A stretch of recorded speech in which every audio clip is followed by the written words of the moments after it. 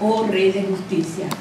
Tú eres el Rey de verdad, el que pusiste todos tus enemigos por estrado debajo de tus pies, esperando que nosotros hagamos lo mismo, Señor. Te damos gracias en esta mañana, en que día a día podemos ver esta luz tuya, Señor, ese nuevo amanecer. Tú como el sol naciente de la mañana, amaneciendo en nuestros corazones y trayendo luz a la oscuridad tan densa que había, Señor, en el espíritu del hombre que no entendía. Te damos gracias, Señor, porque tú estás aquí, tú estás presente en cada uno de nosotros, Señor. Respeto, Señor, la unción en cada uno. Respeto la unción en aquellos que aún ni saben que la tienen, pero tú eres el que habita, Señor, en los corazones. Te doy gracias porque esa es mi confianza de que la unción tuya, Señor, es la que nos está enseñando todas las cosas, que está abriendo completamente ese camino, ese abismo que había en nosotros que no entendíamos, y hoy este abismo, Señor, sale a flote. Te damos gracias, te bendecimos en esta mañana, Señor, y ponemos todo esto a tu disposición y en tus manos, Padre. Quiero ser boca tuya, y yo sé que ese es el deseo de todos nosotros. Te bendecimos en el nombre de Jesús. Amén. Gloria a Dios. Rey de justicia, como decía el canto, Rey de verdad. Digo, cuánta profundidad podemos nosotros entender ahorita, la profundidad que estamos descubriendo en Dios. Antes para nosotros Dios era algo como parte de la cultura nuestra, y nos habíamos criado con el entendimiento de que un Dios nos sostenía, nos cuidaba, nos castigaba, a veces se olvidaba de nosotros, a veces se acordaba. Esa era la conciencia que nosotros teníamos del Dios incomprensible que nosotros teníamos. Pero qué bueno que vino Jesús y abrió el camino, y ese camino está abierto para poder conocer a nuestras anchas a este Dios tan grande que vino a hacer habitación en nosotros. Por esa razón no encontró lugar y nació un pesebre, porque no había lugar, porque el lugar éramos nosotros, todo su pueblo en toda la tierra. Por esta razón hemos estado compartiendo en este libro de Apocalipsis. Hemos estado compartiendo algunas verdades tremendas. Este libro está cargado de verdades, como todas las escrituras, que podemos nosotros, cuando podemos verla a la luz del Espíritu, descubrimos cosas increíbles, cosas tremendas que están escondidas ahí, en donde se inspiró el Espíritu de Dios para escribir estas maravillas. Cuando lo leemos así literalmente, pues es un libro histórico, pero cuando lo leemos a la luz de la Escritura y a la luz del Espíritu, habla de nosotros y nos encontramos ahí. ¿Sabes que aquí estamos todos nosotros? Aquí estamos todos nosotros. Por eso es un libro que ha durado miles de años y no caduca. Siempre es un bestseller. ¿Saben eso que siempre es un bestseller? No pasa de moda. Al contrario, estamos viendo nosotros el valor que hay en el espíritu de la palabra. Por esta razón estamos compartiendo todas estas cosas que yo quiero hablar un poquito antes de seguir con los sellos, sobre el principio de la espada, porque vamos a ver muchas veces a Jesús con la espada saliendo de la boca, el príncipe del ejército de Jehová con la espada desenvainada en la mano. Vamos a ver a Jesús diciendo a los discípulos: el que tiene capa, véndala y cómprese una espada. Cuando oímos que el Señor dice: no vine a traer paz, vine a traer espada, tenemos que entender a qué se está refiriendo, porque después chocamos con la verdad que encontramos aquí en Apocalipsis y decimos: ¿a qué se está refiriendo el Señor? Estamos entendiendo las cosas al revés. Entonces yo quiero hablar un poquito de lo que es el principio, de lo que es la verdad, de lo que qué quiere decir la espada en las Escrituras, para poder entonces entender lo que vamos a hablar más adelante, ya que estamos viendo aquí varias acciones de la espada. Cuando habla de la espada, nosotros lo hemos leído muchas veces aquí, cuando habla que dice que la palabra de Dios es como una espada de filo que entra y penetra y llega hasta el tuétano de los huesos. Pero la palabra de Dios es la palabra que se vive, ¿sí? Es la que se vive. Porque mientras la palabra no se viva en nosotros, no puede salir esa espada por nuestra boca. Puede ser algo que repetimos y podemos decir: Jehová es mi pastor, nada me faltará. En lugares delicados pasto me hará descansar, junto a aguas de reposo me pastoreará. Pero si no lo vivo, no es palabra viva. Es letra, es escritura. Y es verdad, pero es escritura. Pero cuando ya eso se hace en nosotros vida, entonces ya es diferente. Dice: Jehová es mi pastor y nada me faltará. Señor, gracias, porque yo sé que nada me va a faltar. Y ya es diferente, porque ya la palabra sale como ríos de agua viva. Y esa es la espada de dos filos. La espada de dos filos entra y corta por todos lados, porque tiene filos por ambos lados. Y aquí, cuando nosotros vemos aquí en las Escrituras, sabemos que el Señor actúa con esa espada, pero no para destruir, pero bueno, para poner en orden las cosas de nuestra alma. Vamos a ver en el Salmo 17:13, voy a leer ese versículo. Dice: levántate, Jehová, sal a su encuentro, póstrales, libra mi alma de los malos con tu espada. David sabía que Dios actuaba con espada. David sabía. Por eso David pues entendía cuando David habló y dijo a Goliat: yo te voy a cortar la cabeza. No tenía espada en la mano, pero él sabía quién era el que lo estaba respaldando, que era Dios. Y Dios sí trae una espada. Pero claro, lo hizo con la espada de Goliat, pero Dios sí, es la palabra que entra y penetra y hace estrago. O bendice, sana, o trae juicio. Esa es la palabra. Cuando vemos aquí también en Josué 5:13, vamos a leer también que cuando entra Josué a la tierra prometida para inspeccionar allí, bueno, pues ya estaba en la tierra prometida, ahí le aparece alguien con una espada desenvainada. Estando Josué cerca de Jericó, alzó sus ojos y vio un varón que estaba delante de él, el cual tenía una espada desenvainada en su mano. Y Josué, yendo hacia él, le dijo: ¿eres de los nuestros o de nuestros enemigos? Porque traía una espada desenvainada, quería decir que iba a pelear. Verso 14. Entonces respondió diciendo: no, mas como príncipe del ejército de Jehová he venido ahora. Entonces Josué, postrándose sobre su rostro en tierra, le adoró y le dijo: ¿qué dice mi señor a su siervo? Vamos a ver el siguiente versículo. Y el príncipe del ejército de Jehová respondió a Josué diciendo: quita el calzado de tus pies, porque el lugar donde estás es santo. Y Josué así lo hizo. Y sabemos que él fue delante, no se veía. Habla del espíritu que viene actuando a favor de lo que Dios hace. Vamos al 16.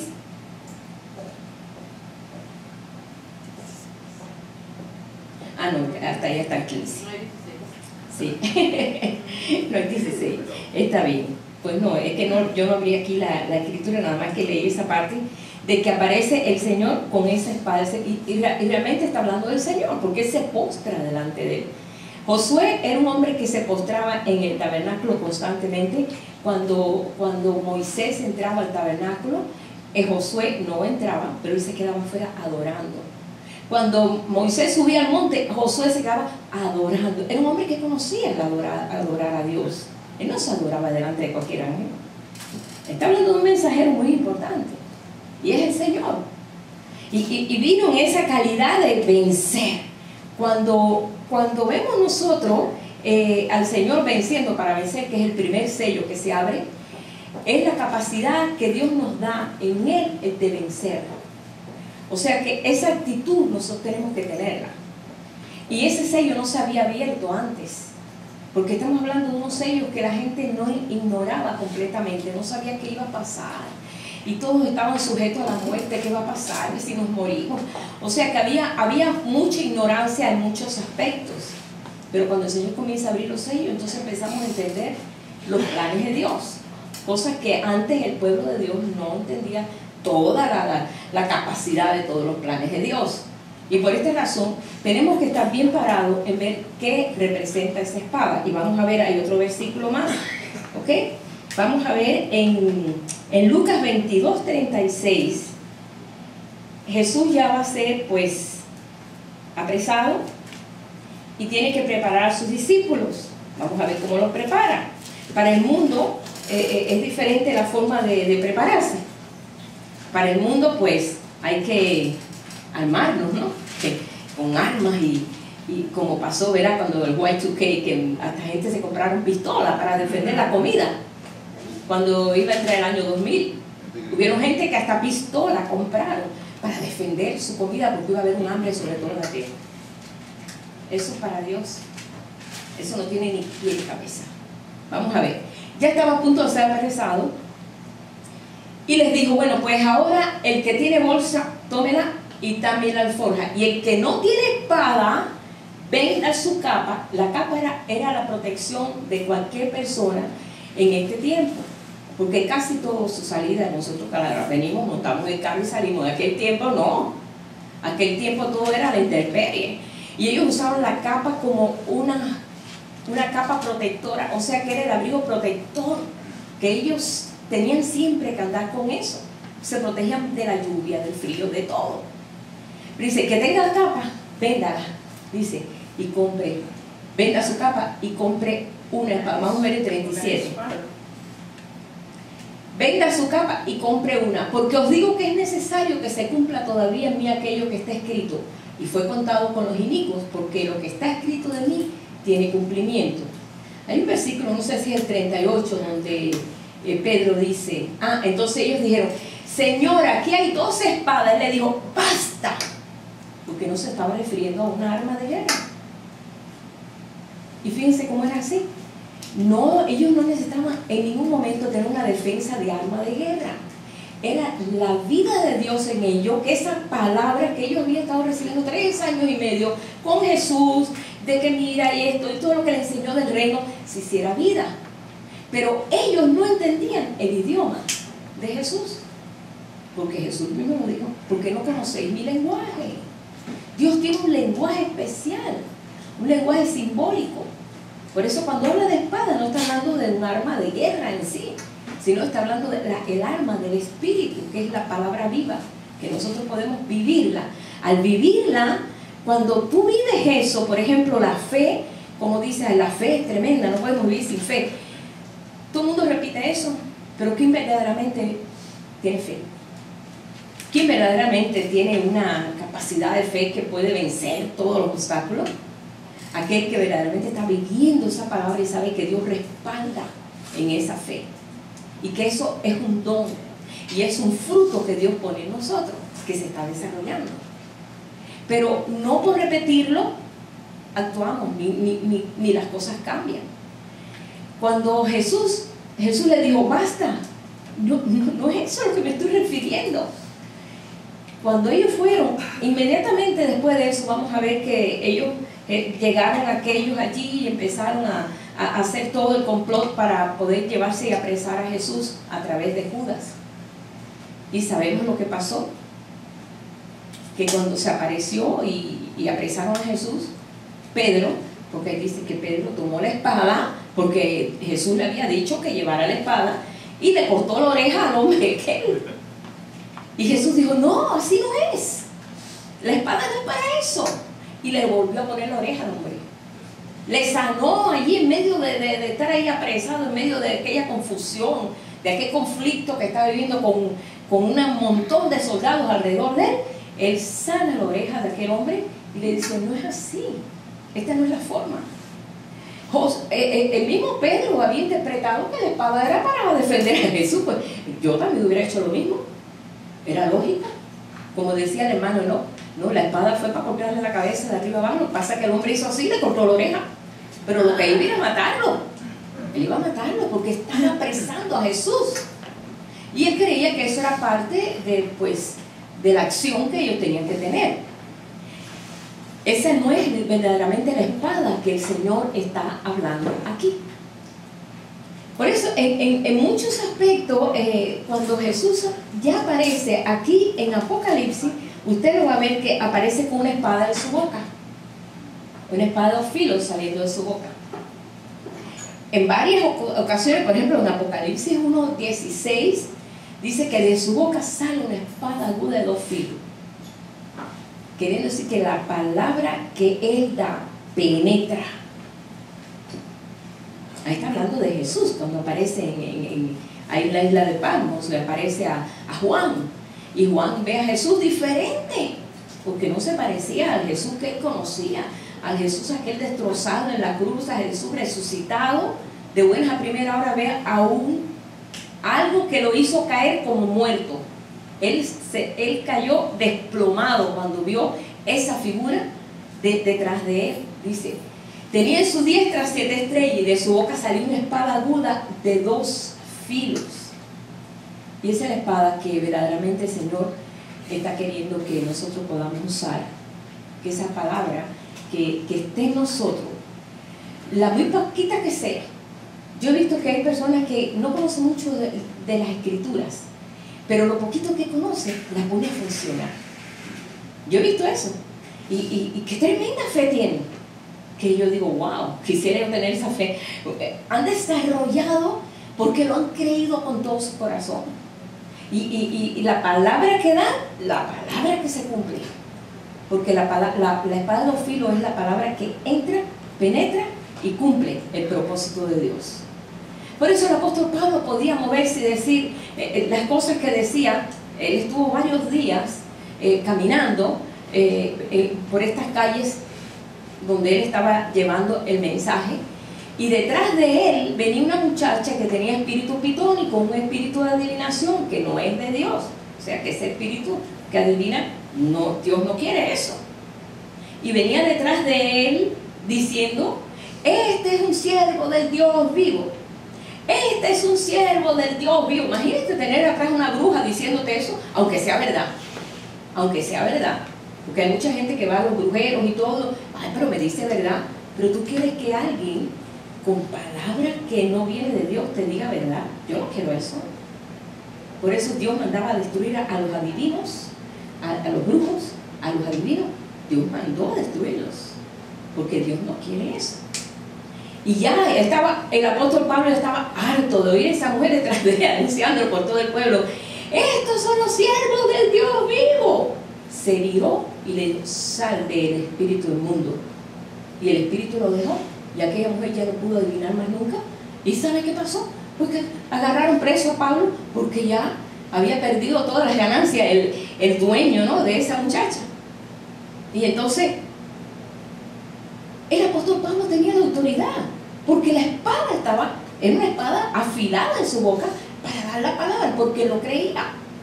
Dio la palabra y sal del espíritu del mundo. Se le acabó el negocio al hombre, y se le acabó la adivinación a la muchacha. Más nunca pudo adivinar, porque adivinaba a través de un espíritu inmundo, y eso no es de Dios. Pero el apóstol Pablo en la autoridad sabía que diciendo vete de él, se iba a ir de él. Eso es una acción de palabra viva cuando damos la palabra. Por eso tenemos que cuidar mucho. Por eso tenemos que cuidar mucho, porque a veces nuestra boca a veces la usa como una espada, pero una espada que hiere, pero no una espada que sana. Y damos palabra, ¿verdad? Eso tenemos que cuidar mucho. Y el Señor nos está enseñando, gracias a Dios, porque ha abierto ese panorama espiritual en su pueblo, y hoy en día estamos entendiendo que lo que dices recibes, que lo que siembras recoges. Yo antes no sabía eso, que lo que tú dices, tú estás sembrando algo que quizás no te va a gustar, pero estás sembrando, que la vida es una siembra. O sea, ahora estamos aprendiendo eso porque el Espíritu nos ha enseñado, y lo hemos leído, requete leído y recontra leído, pero no nos abría el entendimiento del Señor. Pero cuando vamos ahí, entendemos todas estas cosas. Dice también en Apocalipsis 2:16 que Él pelea con la espada de su boca. Esto es una recomendación a una de las iglesias. Le dice, por tanto arrepiéntete, pues si no, vendré a ti pronto y pelearé contra ellos con la espada de mi boca. la palabra que produce y que abre herida, que limpia herida, y no solamente eso, sino que trae una dimensión diferente en nosotros. Hay otro versículo más, se lo digo, hermano, porque así cuando veamos la espada no nos asustemos. En Apocalipsis 19:15 dice que, vamos a leerlo también, aquí se me olvida a veces que está acá. De su boca sale una espada aguda para herir con ella a las naciones, y él las regirá con vara de hierro, y él pisa el lagar del vino del furor y de la ira del Dios Todopoderoso. Él está hiriendo por la palabra. Ustedes recuerdan, si van a Génesis 1, ¿cómo fue creado todas las cosas? Por la palabra. Y dijo Dios, sea la luz. Y dijo Dios, y dijo Dios, y dijo Dios, por la palabra. Pero ahora Jesús, por la palabra, ¿recuerdan cuando pasó, vio una higuera? Que la higuera no tenía fruto y fue a buscar fruto en la higuera. La higuera representa el pueblo de Dios.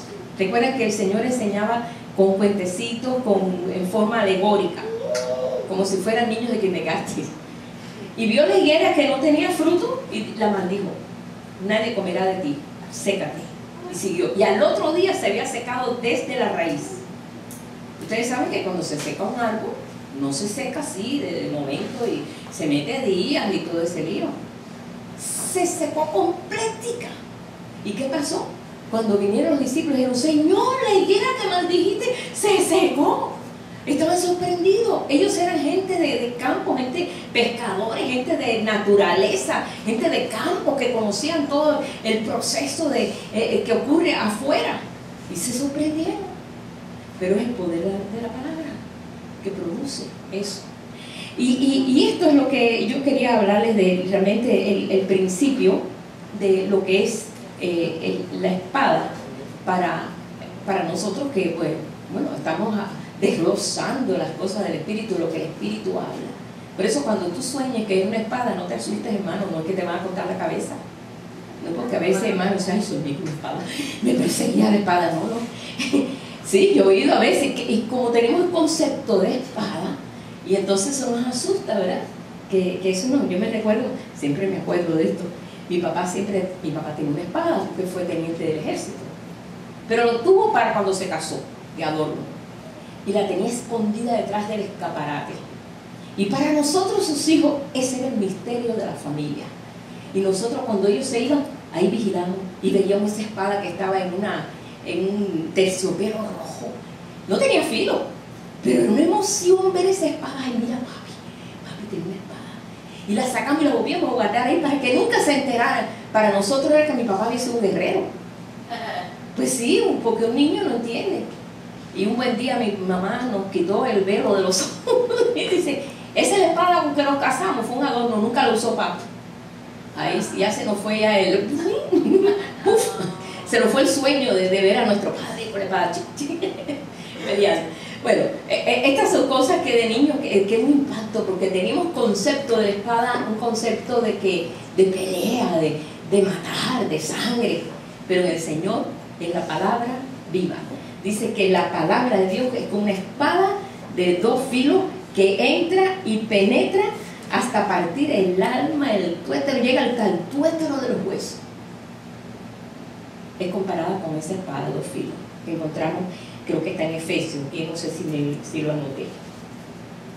Déjenme ver si lo anoté por aquí, en Efesios está. Bueno, es que como ese versículo lo hemos usado tantísimo. Hebreos 4:2. Hebreos 4:12. Porque la palabra de Dios es viva y eficaz, y es más cortante que toda espada de dos filos, y penetra hasta partir el alma y el espíritu, las coyunturas, los tuétanos, y discierne los pensamientos y las intenciones del corazón. Mira qué poder tiene la palabra viva, hermano. Porque a veces decimos, porque la palabra de Dios dice así. La palabra de Dios tiene que estar en nosotros para que verdaderamente haga un efecto. ¿Por qué? Las escrituras las usan todas las religiones. Las escrituras las usan todas las religiones a su manera, interpretadas a su manera, a la manera de los testigos de Jehová. ¿Cuántas religiones hay que ellos tergiversan las escrituras y la creen a su manera. Pero no, está hablando de lo que se vive por esa palabra. Bien, bueno, pues ya yo creo que ahí está bien claro, entendemos eso, ¿no? Para poder seguir, hemos estado hablando de estos sellos, y son 7 sellos, y estos sellos nunca se habían podido abrir. Y cuando habla de sello, habla de algo que Dios celosamente ha guardado. Pero Jesús, como dice el canto, abrió el camino, y ya, no que todos los misterios han sido revelados para aquellos que verdaderamente tengan corazón para recibirlo, para digerirlo, para entenderlo y para vivirlo. O sea que esto no solamente es algo para saber algo, porque por lo regular, como seres humanos, siempre queremos saber algo y conocer más y conocer más y conocer y más y más. Este asunto es para darnos a nosotros la seguridad de que Dios tiene control de todas las cosas, de que si andamos quietas y reposadamente, porque somos pueblo de Dios, no es simple palabra, es verdad. Estamos viviendo quietas y reposadamente, aunque todo un turbión esté alrededor nuestro, aunque estemos pasando lo que estemos pasando, porque nadie aquí está exento de pasar cualquier cosa, ¿verdad? Hemos estado pasando situaciones, esto, lo otro, como decía el apóstol Pablo, ¿quién enferma y yo no enfermo? También se enfermaba, pero tenía la autoridad en el Señor de poder vencer en medio de la situación. Había situaciones difíciles que tenía que pasar, pero él podía vencer eso, tanto él como todos los demás. ¿Por qué? Porque sabía quién estaba con ellos y quién vivía en ellos, ¿no? Bien, ya tomaron ese versículo, Hebreos 4:12. Qué bueno que tiene buena memoria, mija, porque yo sí nunca recuerdo exactamente los versículos, y siempre necesito esa cooperación, esa ayuda. Bueno, habíamos hablado de los diferentes caballos o diferentes acciones en esas 4 sellos primeros que están dirigidas realmente al pueblo de Dios. Todo esto está dirigido al pueblo de Dios porque afuera nadie entiende esto. Pero cuando estuvimos hablando del caballo blanco, que representa la santidad de Dios, y para muchos dice, ay, es imposible. Imposible que podamos ser santos. ¿Por qué? Hay mucho diablo en nosotros. Eso no lo puede ser nadie. Eso va a ser, en el sistema religioso te dice, bueno, en el rapto, cuando ya te vayas arriba, en ese trayecto de aquí hasta allá, ahí te vuelves bueno. Ay, qué cómodo está eso. Qué bueno está eso, ¿verdad? Qué rápido y qué cómodo. No, este no es el asunto. El asunto es aquí que estamos nosotros caminando, enfrentándonos, y por esa razón ese sello que se abre es sabiendo que él ha salido venciendo y para vencer, porque dice, salió un caballo blanco y el que estaba sentado traía un arco en su mano y saliendo para vencer. Nosotros tenemos que decir, bueno, pues no podemos andar titubeando en nuestra mente diciendo, ay, pero eso es imposible, pues mientras más trato, no, eso no es así, hermano. El Señor está contigo, el Señor está en ti, y el Señor va a ir limando toda pereza, todo pensamiento mezquino, toda cosa que se levanta en contra del conocimiento de Dios. Él va a ir derribando todas esas cosas a medida que tú quieras. Al momento que tú pares, Él va a parar. Al momento que tú sigas, tú digas, Señor, yo sé que en ti soy más que poderoso, Él va a seguir. Dios nunca te va a apurar ni te va a empujar. Déjenme decirle, así yo he visto que es Él, ¿sí? Él mira la intención de nuestro corazón. Cuando leemos aquí descubren este sello. Estoy tratando de hacerlo así sencillo para que nosotros podamos digerirlo rápido. Está hablando del poder sobrenatural, de ese Dios sobrenatural que verdaderamente nos adoptó y vive en nosotros. Esto no es idea ni imaginación, ni vive en mi corazón, sí, y se va de mi corazón y viene en mi corazón. No, Él está en ti. La semilla de vida está en ti. Así como la semilla de esa vida inferior está en cada animalito, y cada animalito actúa dependiendo de lo que Dios puso a ellos hacerle, a estos hacer nidos, a estos cuidar sus bebitos, a estos, cada uno. Esa semilla de vida está en cada uno de nosotros.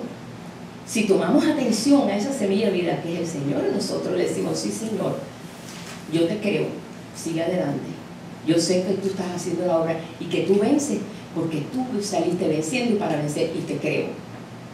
Dios dice, go ahead, adelante, vamos hacia adelante. Esa es la actitud que el Señor quiere ver. Por esa razón, Él ha puesto en nosotros ese ánimo.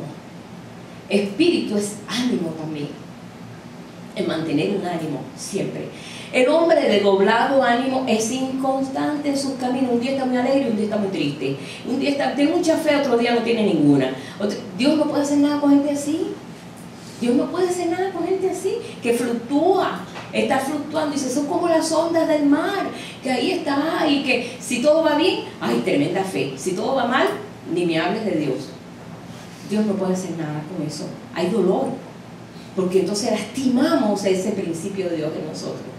Pero si nosotros nos mantenemos firmes hasta el fin, entonces hay gozo, y va a mantener ese gozo en nosotros. Por eso en ese primer jinete que aparece, abre ese sello diciendo, mira, yo he salido para vencer, yo he salido para ser derrotado y para que tú seas derrotado. Y ese sello se tiene que abrir en nosotros, creer que Dios es, y que el Señor vino a vencer, que el Señor vino en la autoridad del gran yo soy a poner las cosas en orden. Que este plan no es un plan que a Dios se le ocurrió hace 1000 años, no. Este plan viene desde antes de la fundación del mundo. Dios no pierde su negocio. Y yo digo negocio porque así dijo Jesús, en los negocios de mi Padre me conviene estar. Él no tiene pérdida, en Dios no hay pérdida nunca. Dios sabe. Porque aún cuando la persona muere, dice, y su espíritu vuelve a Dios que lo creó, no lo pierde. O sea que vemos que Dios tiene todas las cosas en control, hay una armonía perfecta en Él. Y tenemos que descubrirlo en el primer sello. Si tú sabes que en ese primer sello, todo el poder está en Él, y que Él es el vencedor, vas a poder seguir adelante con victoria. Porque no es tú, no eres tú. Es Él en ti. Es Él en nosotros. Cristo en vosotros, la esperanza de gloria. Pero es Cristo en nosotros. No lo trates de hacer a la fuerza, porque te defrauda, ¿verdad? ¿Qué ha pasado con esas religiones que lo han hecho a la fuerza? Se visten de blanco, no pecan, no oyen radio, no oyen esto, no oyen, ay no, me tengo que santificar. Y no pueden, con mucho esfuerzo, no pueden. Y ahí tratan y hasta comen comidas diferentes para no contaminarse, y tratan, y finalmente la mente piensa cosas malas, no pueden detener la mente, y tienen en su corazón hasta faltas de perdón y cuántas cosas internas, ¿sí? Pero cuando Jesús está en nosotros y está con nosotros y sabemos hacia dónde nos está llevando, hay victoria.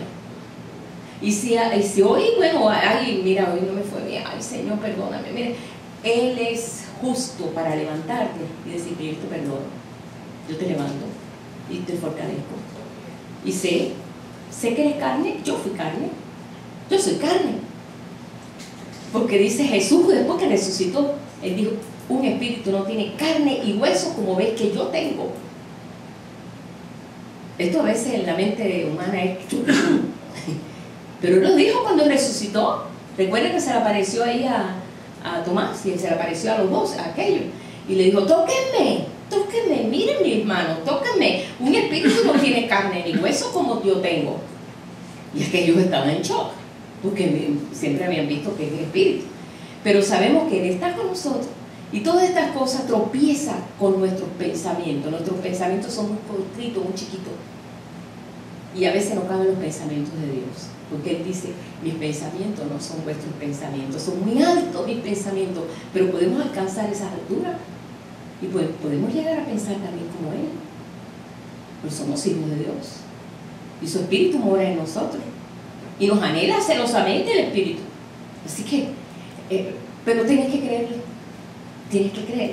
El segundo jinete que estuvimos hablando, que lo está anunciando, el rostro de aquel ser viviente que es como de un becerro, que está hablando del carácter manso y humilde, es un caballo rojo, bermejo, porque habla de la tierra, de la actitud que hay en la tierra.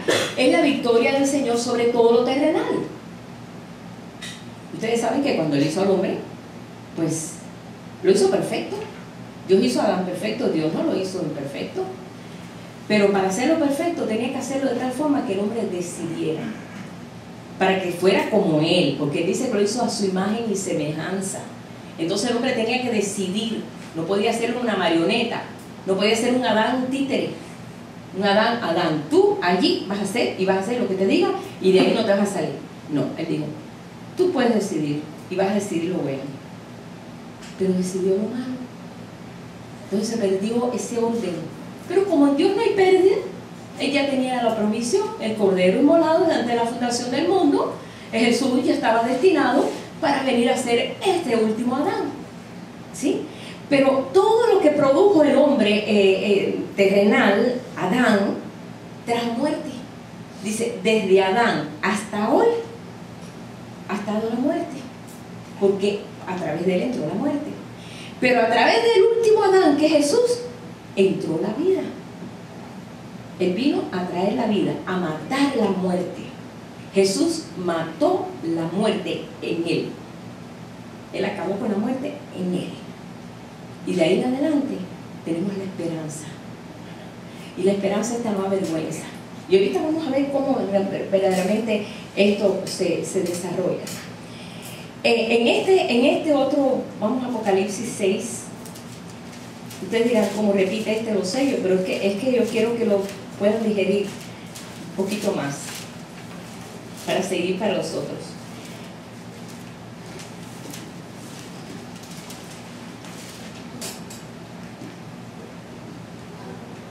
Cuando salió el caballo bermejo, que es el capítulo 6, verso 3, en verso 4, dice, el que lo montaba le fue dado poder de quitar de la tierra la paz y que se matase unos a otros, y se le dio una gran espada. Esto realmente no se está refiriendo a una guerra, porque para muchos esto es que en los últimos tiempos va a haber una guerra. Déjenme decir, en la tierra siempre ha habido guerra. Jerusalén fue destruida 29 veces. Todas las guerras, nosotros aquí porque vivimos aquí, tú sabes, ay, muy feliz aquí. Pero hermano, la tierra ha estado involucrada en guerra por años. Esto no es nada nuevo. Jesús cuando dijo, oiréis de guerra y rumores de guerra, pero no os alarméis. No se alarmen. Es triste, es duro. Mi hermano estuvo en la guerra de Vietnam. Yo sé lo que es estar todos los días, ay Dios mío, cuídalo, cuídalo. Ay Señor, cuídalo, cuídalo. Y fue lanzallamas en la guerra de Vietnam, que era muy peligroso, nadie quería hacer lanzallamas. Dijo, yo quiero. Y se sorprendieron que quisieran hacer lanzallamas, porque tienen que ir delante. Y acá nosotros acá orando, Señor, Señor. Y gracias a Dios, Dios preservó su vida. Yo sé lo que es llorar y estar toda la noche orando por un hermano que está en la guerra. O sea que es duro, es muy triste. Y aquí hay mucha gente, sobre todo aquí que hay tantas bases militares aquí en San Antonio, hay mucha gente que sufre por eso. Las guerras han habido a través de los siglos. Jerusalén ha sido el punto culminante de guerras contra él constantemente, alrededor de Siria y todo lo que es, todas esas naciones guerreras. Nada de esto realmente nos asombra ni nos espanta, porque sabemos que el hombre de la tierra busca la paz a través de la muerte, a través de la guerra, pero no está hablando de ese tipo de espada. Está refiriéndose a lo que es al pueblo de Dios. Cuando Jesús, vamos a ver qué dijo Jesús acerca de eso, porque dice, le fue dado meter la guerra, no, que no haya paz en la tierra. Cuando nosotros venimos y nos topamos con la realidad del Señor en nosotros, comienza en nosotros una batalla. Y Jesús lo dijo. No penséis que he venido, ahí en Mateo 10:34, no penséis que he venido a traer paz a la tierra. Esas son palabras de Jesús, no es palabra de Satanás, palabra de Jesús. No penséis que he venido a traer paz a la tierra. No he venido para traer paz, sino espada. Y muchos dirán, pero ¿cómo si eres príncipe de paz? Pero al traer la espada, la lucha la tenemos nosotros pero interna, porque la tenemos en nuestros pensamientos, donde comenzamos nosotros a caramba, pues no, la forma de pensar que yo tenía pues era otra.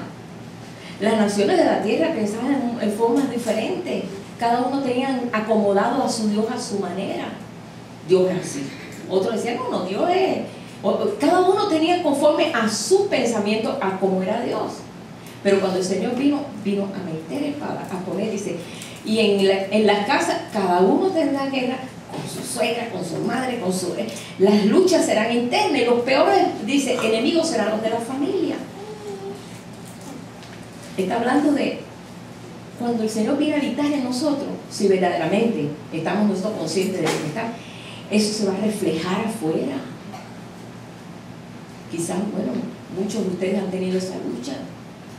Cuando recibimos nosotros bautismo del Espíritu Santo, nos echamos un montón de enemigos. ¿Y sabes quiénes eran los enemigos? No eres vecino, no eres de allá, no eres... Los hermanos de la iglesia decían, eso no puede ser, bautismo del Espíritu Santo. Nosotros no aceptamos eso. Nuestra religión no acepta eso. Y nos pusieron de disciplina porque estábamos en pecado. En pecado de falsa doctrina. ¿Se imagina? Y todo lo que queríamos era más del Señor. El Señor había sanado a mi suegra de corazón. Habíamos visto, teníamos un amor por el Señor, sentíamos algo tan diferente. Pero ellos decían, no puede ser, en nuestra religión no está establecido esa doctrina. Tiene una doctrina falsa. Y nos buscamos los enemigos ahí alrededor nuestro. Más sin embargo, el vecino de al lado, el vecino de allá, los de atrás, chévere con nosotros. Con esa gente no tuvimos problemas. Con nuestra familia, mi propia familia, mis padres, los que estaban alrededor nuestro, hicieron así, se retiraron, apestaban. Es duro, hermano, es duro cuando tú decides por la realidad de un Dios vivo. Tú te vas a buscar enemigos, hermano. Pero ¿sabes qué? Dios se va a alegrar tremendamente. Porque realmente ahí la espada se está usando. Y tú pesas, y tú dices verdaderamente que es más importante esto. Cuando nosotros recibimos el bautismo del Espíritu Santo, lo recibió mucha gente en la iglesia. Y andábamos encendidos en el Espíritu, gloria a Dios, aleluya. Algunos dijeron, no, pero es que yo no quiero tener problemas en la iglesia, así que me sigo otra vez a mi orden religioso. Y ahí se sentaron en el banco hasta el día de hoy. Al cabo de los 10 o 15 años fuimos a Miami y ahí estamos todavía igual, con la mirada sin ver nada, pero unidos al propósito de la denominación. Jesús no es una denominación, Jesús es Dios. Y está metiendo espada. Y si nosotros verdaderamente vamos a coger por Él, va a haber espada. En tu trabajo, quizás. Hasta con la gente de afuera del mundo no hay tanto problema, déjeme decirle. Los peores enemigos son los de la casa. Los que te rodean. Que dicen, ay, ¿quién se cree santa? Y me dice, ay, ¿cómo es posible? Si ayer no andaba así. Va a haber un cambio muy grande. No pasó eso con Nicky Cruz, con toda esa gente grande, tremenda, que hoy son grandes, pero eran basura. En aquellos tiempos no valían ni 3 pesetas. Porque eran drogadictos, andaban por las calles, andaban todos desbaratados, en gangas, sin valor, homicida. Pero cuando viene el Señor y trae la espada, esa gente cobró valor. Pero muchos los dejaron. Él viene a traer espada, hermano. Por esa razón, cuando esto nosotros lo vemos y Jesús dijo esa palabra, pues yo no sé cuál fue el impacto a los discípulos, de haber sido un impacto tremendo. Espérate, ahí decía en el libro de Isaías que Él sería príncipe de paz en cuanto a la consideración de nuestra mente. Quizás para nosotros pase un buen sueldo, una buena salud, un gobierno estable, eso es paz. Podemos estar quizás en el gobierno peor y podemos nosotros tener esa paz porque el Señor habita en nosotros. ¿Ustedes creen que los discípulos no vivían en preciosa paz aún cuando estaban hasta presos? Cuando vemos ahí al apóstol Pablo que estaba preso con Silas y dice, y cantaban, y estaban golpeados, presos, aparte amarrados en cepo, Y en una cárcel, dice, en lo más profundo de la cárcel, allí, dice, y cantaba, y los presos escuchaban. Cantaban con ánimo, no cantaban, ay Señor, tú sabes, aquí estamos. No, porque a veces sí, ¿verdad? Tú sabes, le alabamos al Señor, Señor, tú sabes que desde el fondo del pozo yo te hablo, Señor. No, ellos estaban cantando eufóricos, lastimadas las heridas, tenían las espaldas llenas, le habían dado latigazos, aparte amarrado, y aparte cuántas cosas, hermano. Pero ellos se sentían, había paz interna. Y esa palabra viva que salió del corazón de ellos, en alabanza, formó un terremoto. Produjo un terremoto y fueron libres. Fíjense que a veces decimos, no, ¿qué va? Tú no sabes lo que estoy pasando. Aprovecha lo que estás pasando para que salga la vida. Porque mientras estés allá, no va a salir ninguna vida. Al contrario, te vas a desanimar más. Y el desánimo es un espíritu muy fuerte. Porque, ¿cómo se llama? Contamina. Cuando tú estás, nunca te juntes con el desanimado porque se te pega. ¿Sí ves? Sí, la persona cuando está ahí que todo lo ve mal, ni te, espérate, no termina y canta tu tango allá. Déjame a mí aquí. Yo no quiero estar en ese tango. ¿Por qué? No, porque eso no nos va a construir a nosotros, nos va a tumbar. Nosotros estamos para ser levantados, no para ser destruidos. Bien, esto cuando dice eso, pues ya sabemos, hermano, no voy a darle más vuelta a eso, porque ya sabemos, pero bueno. Dice aquí, quiero leer ese versículo que está aquí, en primera de Juan 3, 14 y 15. Dice, porque el que no ama a su hermano permanece en muerte. ¿Qué le parece, hermano? Vaya, yo le hubiera puesto ese versículo, lo hubiera arreglado algo, lo hubiera puesto, el que no tolera a su hermano, pero amar, no hombre, en esta naturaleza de abajo, ¿quién va a amar? Porque ni a veces ni a los nuestros, ¿verdad?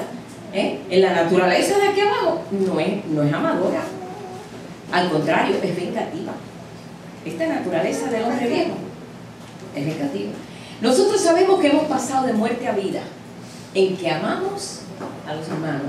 El que no ama a su hermano permanece en muerte. ¡Wow! Estas son palabras un poquito fuertes, de realmente que se le fue la onda un poco ahí a Juan, ¿verdad? Pero no, eso fue inspirado por el Espíritu Santo.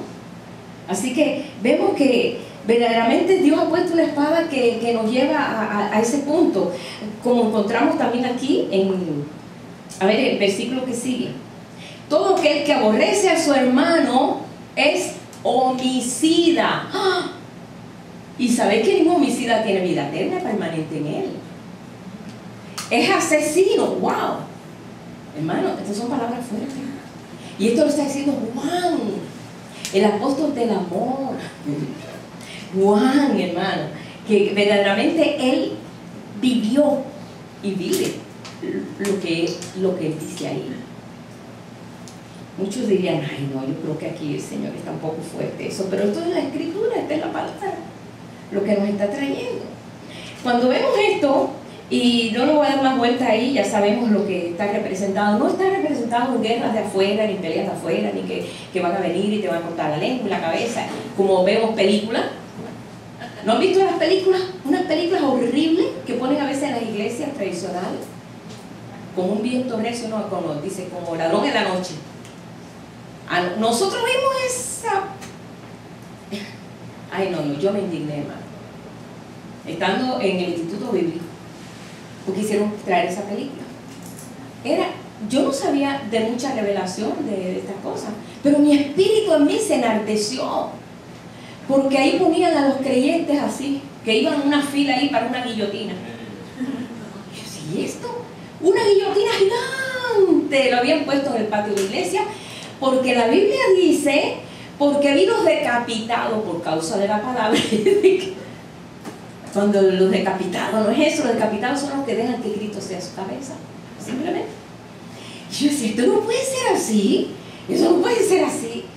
Y después a los niños, bueno, pues es una película espantosa, que ¿sabes qué pasó? Se tuvo que orar por los niños de la iglesia que se espantaron, no querían ir a la iglesia más. Tenían miedo de que los persiguieran igual. Los niños se afectaron. Se tuvo que orar por los niños y decirles, no, eso no es así. Y ya más nunca poner película. ahí donde estuvimos, en el Instituto Bíblico. Desde ese momento yo dije, no quiero ver mugres de esta. Señor, revela tú lo que tú tienes para tu pueblo. Tú no quieres que tu pueblo esté en esta inquietud, en este espanto. ¿Qué va a pasar? ¿Y qué va a pasar? Y Dios mío, ¿qué va a pasar? ¿Y qué va a venir la persecución? ¿Qué lleva la persecución? Dios no quiere que estemos en ansiosa inquietud, hermano. Ellos pudieron enfrentar situaciones peores que las que estamos enfrentando nosotros. Ellos los agarraban, los metían en el foso de los leones, los tiraban ahí en aquel coliseo y ahí se los comían los leones a los cristianos. Nerón usó a los cristianos como antorchas humanas, los amarró en poste y los quemó y encendió una noche en Roma con los creyentes. Ustedes no han leído las tremendas historias de lo que sufrió el pueblo de Dios en la primera etapa de la iglesia. No fue fácil, pero ¿sabes qué? Ellos seguían firmes porque tenían una esperanza de gloria, como encontramos ahí en Hebreo, que dice: ellos sufrieron mucho, fueron aserrados, pasados, se metieron en cuevas, dice, pero no pudieron alcanzar lo que ahora el pueblo de Dios está alcanzando. Prefirieron enterrarse vivos. Muchos sufrieron cosas horribles, pero ellos tuvieron que vivir eso. Nosotros hemos agarrado la parte mejor. Nosotros hemos agarrado la parte mejor, pero es la parte que la palabra tiene que ser vida. Y aún así, a veces pensamos si lo hacemos o si no lo hacemos. Ellos no tenían opciones, o lo vivían o morían. Dice aquí que el caballo negro, el que sigue, que era el tercer jinete, que es el hombre, el que da el mensaje, el que anuncia, es el que trae la balanza. El pueblo de Dios no sabía hasta qué punto Dios pesaba los corazones. No, Dios tiene sus hijos favoritos, ¿no? Pero Dios pesa los corazones. Dios mide. Dios no es un Dios que está así y no se da cuenta de aquello. No, hermano, Dios sabe lo que realmente tiene. Dice que Él pesa los corazones. Salmo 21, verso 2 dice: todo camino del hombre es recto en su propia opinión, pero Dios pesa los corazones.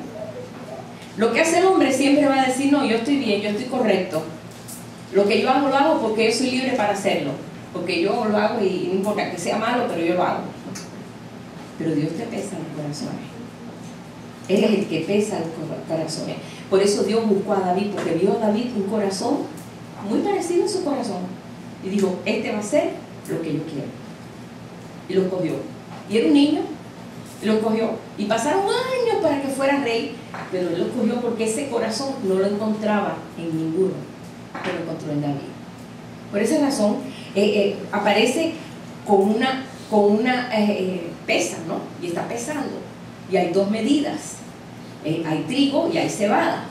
Y la cebada tiene que ser mucho, o sea que vale igual, pero tiene que ser más. O sea que no es una medida inferior. La cebada es un grano inferior que el trigo es mejor, pero Dios pesa. Pero para Él no importa, porque a donde podemos nosotros llegar, a la capacidad que podamos llegar, el amor de Él vence en todo eso. Muchos decimos: yo nunca puedo llegar ni a las chancletas del apóstol Pablo, que va a decir: hombre, es tremendo, ¿no? Que no pudo llegar. Pero tu intención es porque tú quieres ser como Él, tú quieres ser como el Señor.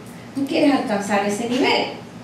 Bien, hasta ahí nosotros estuvimos compartiendo el domingo pasado. Lo que no entienden, no te preocupes, el Espíritu te lo va a enseñar y lo entenderás después. No te ofusques, sino el Señor te lo va a ir revelando, te lo va a ir mostrando día a día, porque esos sellos se tienen que abrir en nosotros. Lo que no entiende, no te ofusques, hermano. Diga: ay, caramba, no entiendo, me enredé entre los caballos. Hay muchos que se enredé en los caballos, entre el rojo y el negro, no sé ni qué caballo. Olvídate, hermano, esos sellos se están abriendo. Y este caballo, que es el amarillo, lo anuncia el águila volando. Sabemos nosotros que somos llamados por las águilas, ¿verdad? Eso sí lo sabemos, ¿verdad? Los que esperan en Jehová, nueva fuerza tendrán, volarán con poder. Hace muchos años estamos cantando ese canto. Y cuando supimos eso, ¡wow! ¡Qué rico ser como las águilas! ¡Qué tremendo ser como las águilas!, ¿verdad? Pues el águila volando anuncia un sello, y es el cuarto sello, que tiene que ver con la tierra.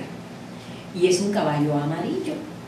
Para muchos el caballo amarillo es el caballo de las plagas y que va a traer enfermedades y que, ay, que va a haber unas enfermedades en la tierra horribles. Hermano, ya están. Mirar en Cuba, hay cólera. Oiga, hace ya, qué sé yo cuántos años que hubo cólera. Ya eso ni se habla. En Cuba hay un brote de cólera. Allí, aquí, en una isla, en medio del mar. Allá, cuando vas a África, el esposo de mi sobrina ahora estuvo porque trabaja en los hospitales de gobierno y él tiene que ir a África. Tiene que vacunarse de 400 enfermedades. ¿Por qué? Porque hay muchas enfermedades. Hay muchas enfermedades, es horrible. Entonces tiene que ir muy preparado para poder entrar allí, en esa parte donde no hay higiene y una situación horrible, más en los hospitales. ¿Sí? Vemos todo eso allí y nosotros decimos, no, aquí somos muy limpios. Y cuando voy aquí a México, voy acá, voy a Cuba, hombre, hasta la comida, hasta mi tía me tiene que hervir el agua. ¿Por qué? Porque aquí estamos muy limpios. Aquí estamos muy limpios. Y vamos a países que son, bueno, que no tienen la higiene, porque no hay la forma. Tenemos la tendencia quizás hasta enfermarnos. Como muchos saben, conocen el mar de Montezuma, ¿verdad? Mucha gente va a México y se enferma, toma el agua de allá y se contamina. ¿Cuántos lugares nosotros vemos así que están en esa condición? Por esto, cuando leemos este caballo, que es el versículo 7, oí la voz del cuarto ser viviente, que es el águila volando, que decía, ven y mira. Y miré y vi un caballo amarillo, el que lo montaba tenía por nombre Muerte, y el Hades lo seguía.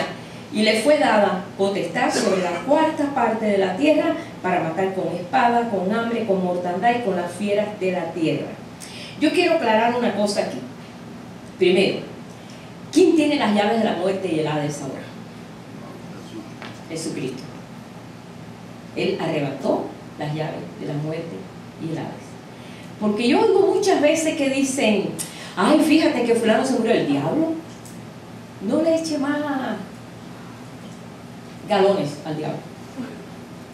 El diablo no puede tocarte un pelo de la cabeza si Dios no lo permite. Eso yo lo veo aquí. Él venció la muerte y le arrebató las llaves de la muerte. O sea que las llaves del Hades, Hades y Seol quiere decir lo mismo.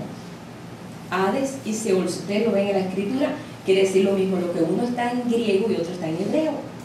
Y no es el infierno, es el lugar de los muertos. Después la Iglesia Católica inventó algo y le puso infierno, pero es el lugar de los muertos. Así se llama en la traducción, el lugar de los muertos. Por eso vemos que no hay nada, y lo vemos desde el tiempo de Job, cuando el diablo va y le dice, ¿tú no has visto a Job? Dios le dice que es perfecto. Dice, tócalo para que tú veas. Y Dios le dice, tócalo. Si Dios no le dice, no lo puede tocar, hermano. No, porque mucha gente le anda dando con miedo terrible al diablo. El diablo es un enemigo que ha sido vencido. De que se hace estragos si le damos oído. Pensamientos negativos, sí, influenciados por ese espíritu. Pero no, el pensamiento nuestro es de Dios. Tenemos la mente de Cristo. Ay, que un terremoto allá en Haití. Ay, el diablo. No, hermano, no le eche ahí agua al diablo. De él es la tierra y su plenitud. Dice, a la presencia de Jehová tiembla la tierra. Vamos a ver muchos temblores. A medida que más cerca está el Señor, o sea, manifestando y su pueblo en esa unión, va a haber temblores. A la presencia de Jehová tiembla la tierra. Cuando Jesús muere, hay un terremoto. Cuando Jesús resucita, hay otro terremoto. Ahí lo hizo el diablo. No, la tierra fue conmovida con la muerte de aquel creador de los cielos y la tierra. Y la tierra fue conmovida cuando vence la muerte. Y hubo otro terremoto. Habiendo un terremoto, dice, la piedra fue quitada y dice, y Jesús resucitó.